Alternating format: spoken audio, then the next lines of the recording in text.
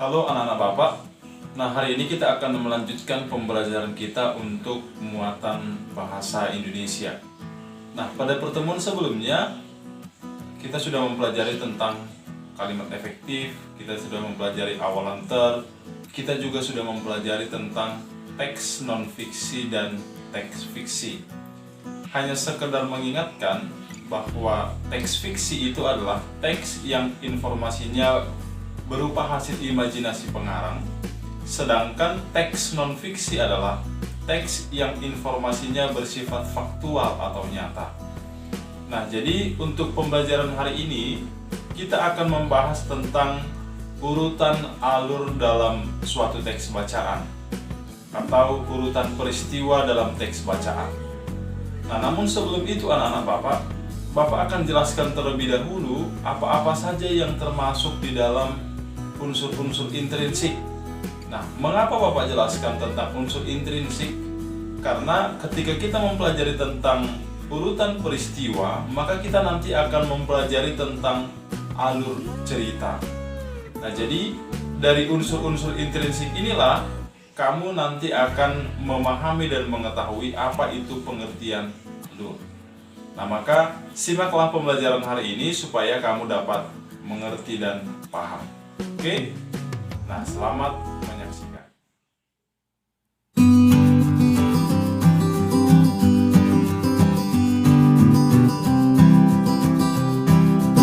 Urutan peristiwa dalam teks bacaan pada pembelajaran tema 8 kelas 5.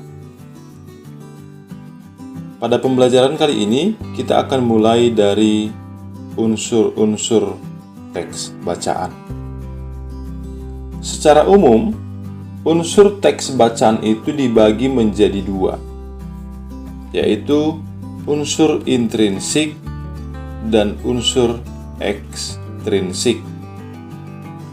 Pada pembelajaran kali ini kita hanya akan terfokus pada satu unsur saja, yaitu unsur intrinsik.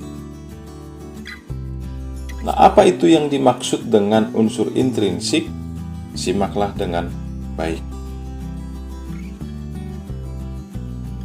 Nah, unsur intrinsik merupakan salah satu jenis unsur yang selalu terdapat di dalam teks bacaan.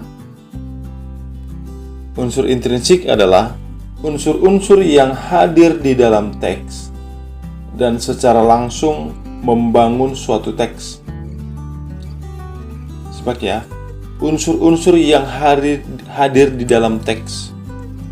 Nah, jika dikatakan hadir di dalam teks, artinya ketika kita cari di dalam teks tersebut, maka unsur intrinsik ini dapat kita temukan secara langsung,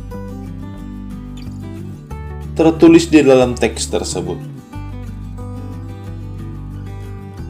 Itulah yang disebut dengan unsur intrinsik. Nah, unsur intrinsik ini sendiri terdiri dari beberapa komponen atau terdiri dari beberapa bagian ya. Nah, apa-apa saja yang termasuk dengan komponen unsur intrinsik? Nah, yang pertama, komponen unsur intrinsik adalah tema. Yang kedua, alur. Yang ketiga, penokohan. Yang keempat, latar. Yang kelima, amanat. Yang keenam, sudut pandang. Dan yang terakhir adalah gaya bahasa. Nah, jadi ada 7 komponen dalam unsur intrinsik. Ada 7 cakupan unsur intrinsik. Yang pertama tema, yang kedua alur, yang ketiga penokohan, yang keempat latar, yang kelima amanat, yang keenam sudut pandang, dan yang terakhir adalah gaya bahasa. Nah, kita bahas satu persatu.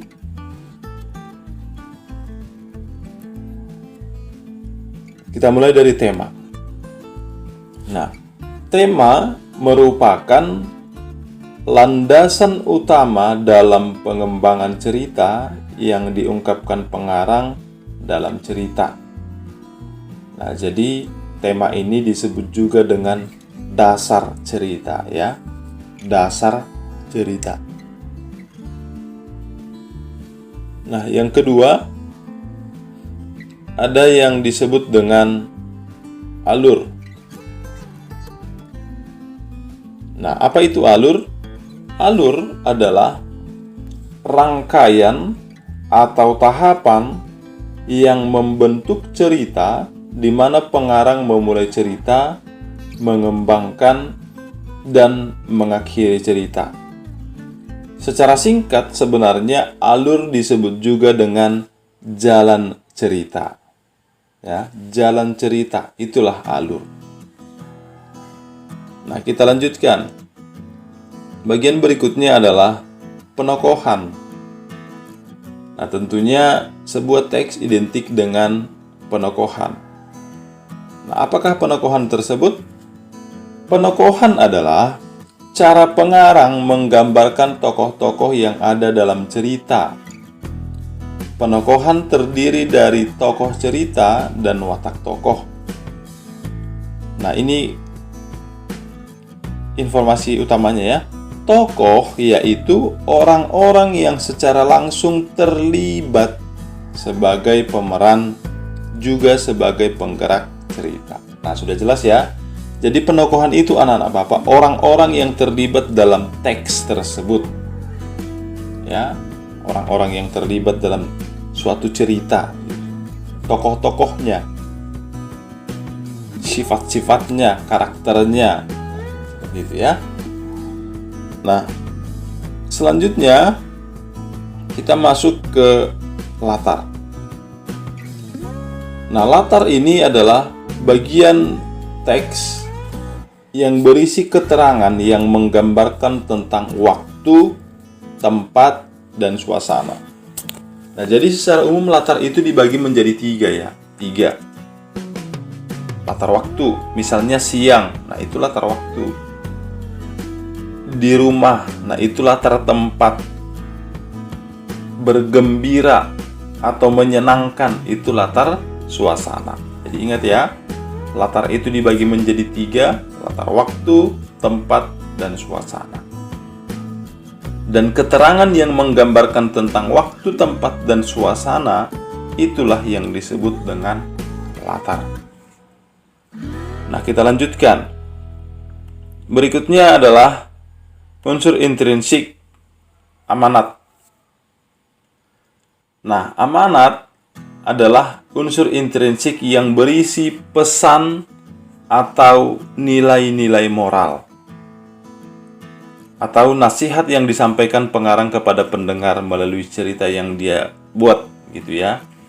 Nah, jadi amanat itu adalah pesan, nilai moral atau ajaran yang ingin disampaikan oleh seorang penulis melalui cerita yang telah ia tuliskan.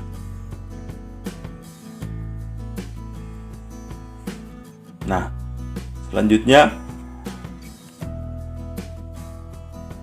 sudut pandang. Sudut pandang pengarang adalah posisi pengarang dalam cerita. Nah, apakah pengarang itu terlibat di dalam cerita atau tidak?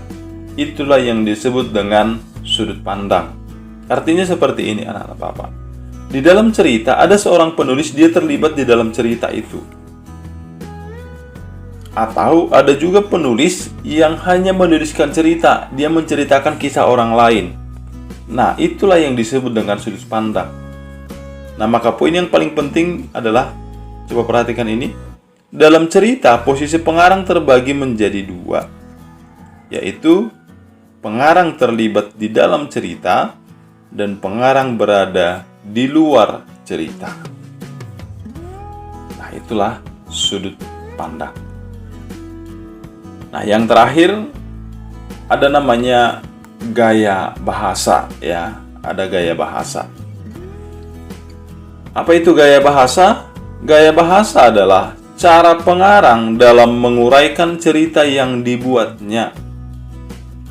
Cara tersebut tercermin dalam pemilihan kata-kata, tema, dan memandang persoalan. Gaya bahasa yang digunakan untuk bercerita yang menggunakan bahasa sehari-hari atau bahasa pergaulan. Nah, jika dikatakan gaya bahasa anak-anak Bapak itu adalah pemilihan kata-kata oleh seorang penulis. Nah, misalkan kalian ingin membuat sebuah teks atau cerita. Kalau kamu menggunakan bahasa sehari-hari, itulah gaya bahasanya. Kalau kamu menggunakan mencampur bahasa Indonesia dengan bahasa Inggris misalnya, itu gaya bahasa. Atau kalau kamu ingin mencampur bahasa Indonesia dengan bahasa daerahmu, misalnya bahasa Batak, bahasa Jawa. Nah, itulah gaya bahasa. Nah, jadi ada 7 unsur intrinsik yang kita pelajari hari ini. Ya, ada 7 dan yang terakhir adalah gaya bahasa.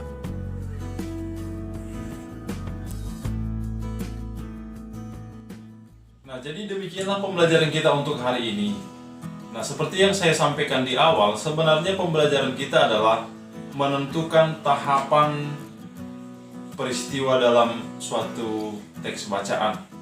Nah, jadi untuk pembelajaran hari ini kamu sudah mendengarkan apa-apa saja yang termaksud dengan unsur intrinsik, apa pengertian unsur intrinsik, apa yang menjadi komponen unsur intrinsik, sudah Bapak jelaskan dalam pembelajaran kali ini. Nah, jadi sebelum kita akhiri ada 5 tugas yang akan Bapak berikan. Nah, sengaja tugasnya tidak Bapak ketikkan karena kebiasaan kalian adalah ketika sudah diketikkan tugasnya maka kalian tidak menyimak lagi video pembelajarannya. Nah, simak ya. Ada 5 tugas kalian. 5. Ya, ada 5. Nah, yang pertama, jelaskanlah apa pengertian alur. Ya, apa pengertian alur. Nah, yang kedua, tuliskanlah jenis-jenis alur. Ya, jenis-jenis alur. Nah, Bapak sampaikan alur itu dibagi menjadi 3 ya. Alur maju, alur mundur, dan alur campuran. Nah, berarti kalau kamu simak yang Bapak sampaikan saat ini, kamu sudah tahu jawabannya. 3 jenis alur, alur maju, alur mundur, dan alur campuran. Nah, yang ketiga, apakah sinonim atau alur disebut juga dengan titik-titik? Nah, apa sinonim atau persamaan dari alur? Itu ya soal yang ketiga ya. Nah, jadi kalau kamu simak video pembelajaran kali ini, alur itu disebut juga dengan plot. Ya, plot atau alur itu adalah 2 kata yang bersinonim. Nah, yang keempat, tugas kamu adalah menjelaskan kembali apa pengertian teks non-fiksi. Menjelaskan kembali pengertian teks non-fiksi. Dan yang kelima, menjelaskan apa pengertian teks fiksi. Jadi ada 5 tugas kamu. Saya ulang sekali lagi. Yang pertama, menjelaskan pengertian alur.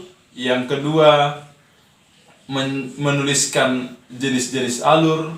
Yang ketiga, menuliskan persamaan atau sinonim dari alur. Yang keempat, menjelaskan pengertian teks non-fiksi. Dan yang terakhir adalah menjelaskan pengertian teks fiksi. Nah, demikianlah pembelajaran kita hari ini. Semoga Tuhan memberkati sehingga kamu dapat mengerti dan paham apa yang sudah kita pelajari hari ini. Selamat pagi dan salam sehat.